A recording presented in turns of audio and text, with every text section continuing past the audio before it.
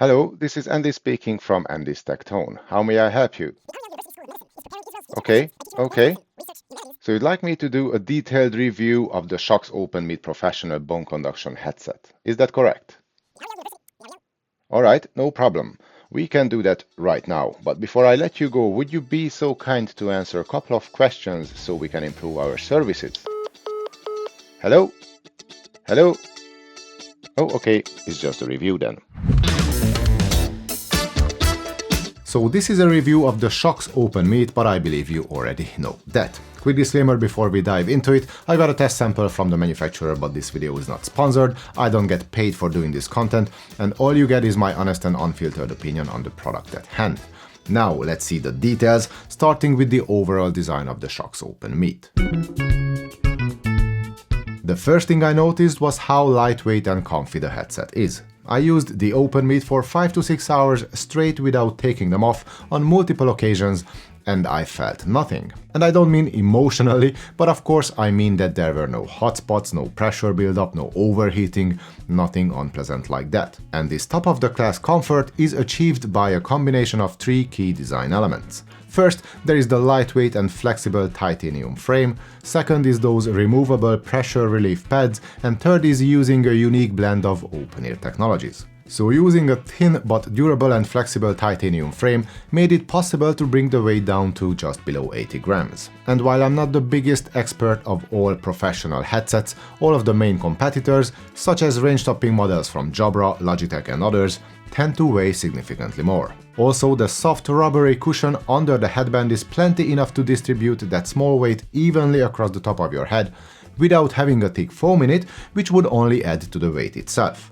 This is what I call smart engineering. We also get those removable cushions or pressure relief pads, which use Velcro to attach to the inside of the headband just above your ears. And these pads can really make a difference in terms of comfort, so it's worth playing around with the 3 different sized sets we can find in the box. And then there is the open-ear nature of the headset, which means that the speakers sit on our cheekbones instead of fully covering the ears.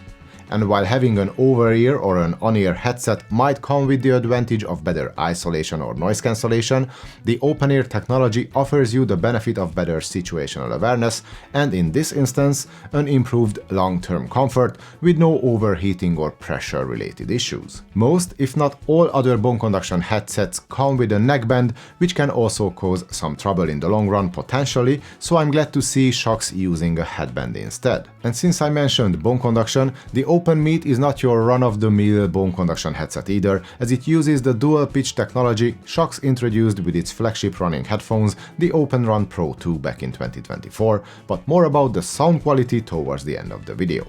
Back to the design for a second, there are no traditional yokes or hinges on the speakers, but the headband is seamlessly adjustable in size, and the titanium frame is also more than flexible enough to accommodate different head shapes and sizes.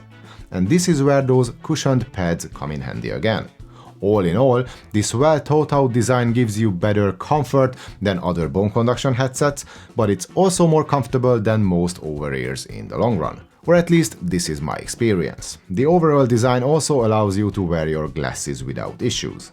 The only caveat here is the rather loose fit. This headset was designed to be used behind the desk all day without moving around much, and this is the scenario where the OpenMeet truly shines indeed. The minute you get up and start walking, you will feel how loose the fit is, and even if you just bend over to pick up something from the floor, the headset can easily slip off of your head.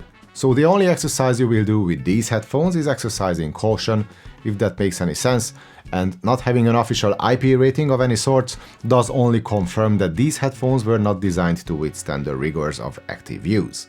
This is of course just my opinion, and you can easily end up with a tighter fit than I did, so your mileage might vary. And before we move on to the wireless features, I have to mention the carry case we get from the manufacturer. It's a high-quality hard case in which we can safely and easily store and transport our headset, along with the USB-C to USB-C charging cable and the optional Loop 120 wireless adapter. For the price of $220, it's somewhat expected to get premium quality accessories, and Shokz did not disappoint there. But what I find a bit disappointing is that they charge an extra $30 for the Loop 120 wireless dongle, and even then you have to choose between getting a USB Type-A or a USB Type-C connector, as you will not get both. So make sure you know which adapter you need before buying the headset. Of course, you can use the OpenMeet on its own, connect it directly to any of your devices, but I would encourage you to spend the extra money on the Loop 120 simply because it comes with extra features. It offers you the plug-and-play simplicity of use without having to mess around with Bluetooth settings on your laptop or PC, and according to Shokz, it also delivers a more robust connection, which might make a difference in an environment with loads of competing wireless signals. And it also gives you access to the Shokz Connect app on both Mac and Windows computers, but more about that in a second. I did not experience any connection issues or drop signals in my own home office thanks to the Bluetooth 5.4 chip on board, which has a maximum range of 30 meters. I tested the headset with and without the adapter, connected to my Android phone, my iPad, my old Lenovo and MacBook Pro laptops, and my Mac Studio. Again, no issues in any scenario there. Even when I went downstairs to get a cup of coffee, the connection was stable. One thing to mention here is that I started testing the Shokz OpenSwim Pro along with the OpenMeet, and as you can see, the AAC codec only shows up as an option with the OpenSwim Pro. And even though I found no further information about it in the official specs, it seems to me that the OpenMeet does not support the AAC audio codec, but please correct me if I'm wrong in the comments down below. Dual device connection, on the other hand, is supported, and it works with or without the adapter across all platforms. And using the multi-point pairing menu in the Shokz smartphone app, you can switch manually between all your previously connected devices, and you can also pair new devices. The app is available on both Android and iOS, and it offers some other features too. There are two EQ settings, standard and vocal. You can customize your notifications, the language and the volume of your audio prompts, and you can turn it all off as well.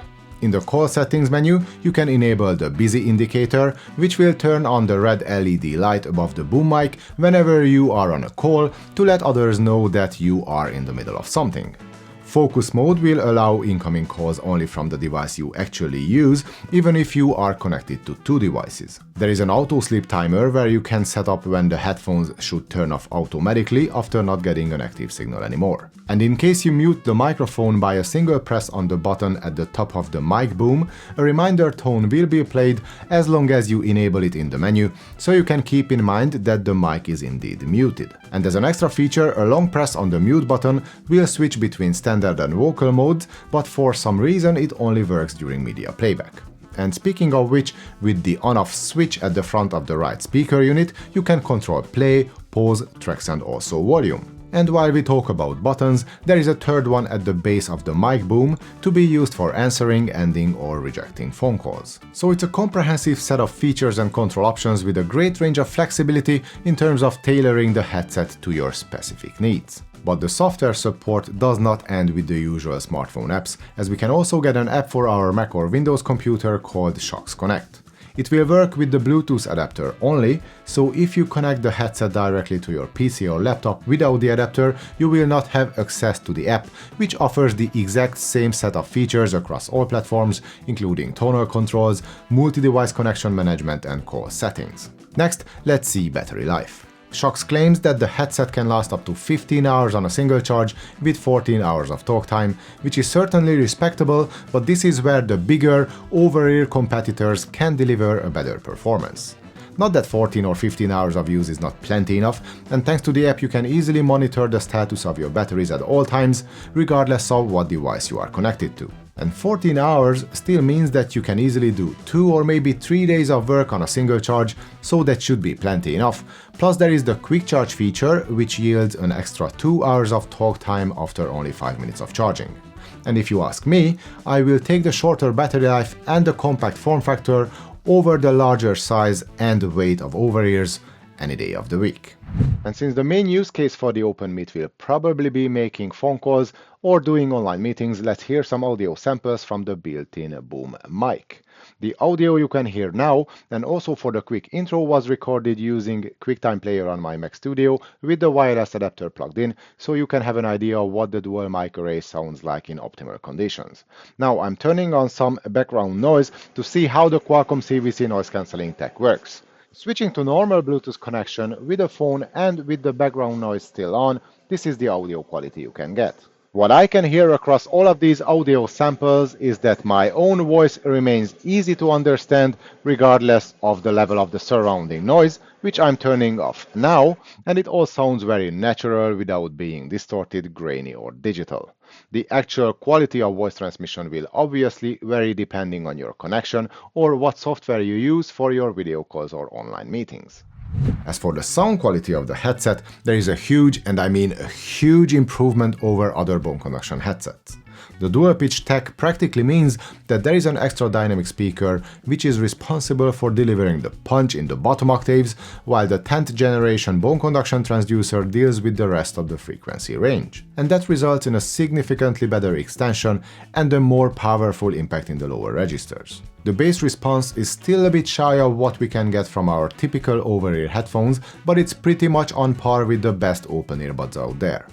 The mid-range also comes through with clarity, and the overall tonality is just a touch warmer than neutral, which makes everything and everyone sound smooth and relaxed. The highs are detailed enough with a bit of a roll-off, but at least the sound is free from distortions.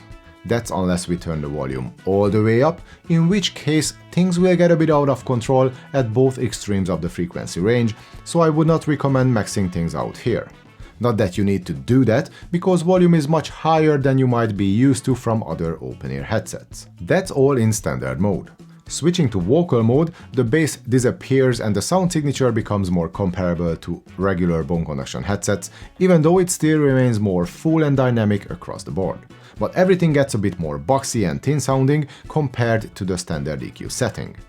Cutting off the lowest octaves from voices might help with speech intelligibility, but it does harm overall musicality, so I only recommend using this mode for making calls. And I only wish you could switch between the two EQ modes during a phone call, but that feature of the mute button only works during media playback. Using the Loop 120 adapter on a computer sounds the same as normal Bluetooth connection on a phone. Maybe there is a tiniest bit of extra clarity in the highs, but I'm not sure if I could tell the two apart in a proper blind test. Regardless of the EQ settings or the connection, however, the OpenMeet can sound much louder than any other bone conduction headset I have used, but it also leaks much more sound at comparable output levels, which you will have to keep in mind if you are surrounded with other people in an office. On the positive side, there is the complete lack of those tickling vibrations most bone conduction designs tend to suffer from. All in all, the sound quality is quite decent, the bass is surprisingly powerful, and the overall sonic experience is much closer to that of over-ear or in-ear headsets than to that of other bone conduction products. But you have to keep in mind that the sound quality can be greatly impacted by the positioning of the speakers in front of your ears, so it's really worth dialing that fit in. And to wrap things up, the Shokz OpenMeet is an exceptional piece of a professional tool. It does not only deliver the features you expect from a specialty headset of its kind, but it also offers an extreme level of comfort which can make a difference by the end of a long day behind a computer. Plus there is the sound quality, which in the realm of bone conduction headphones was unheard of before, pun intended. Also, there is that neat little carry case which can come in handy on any business trip.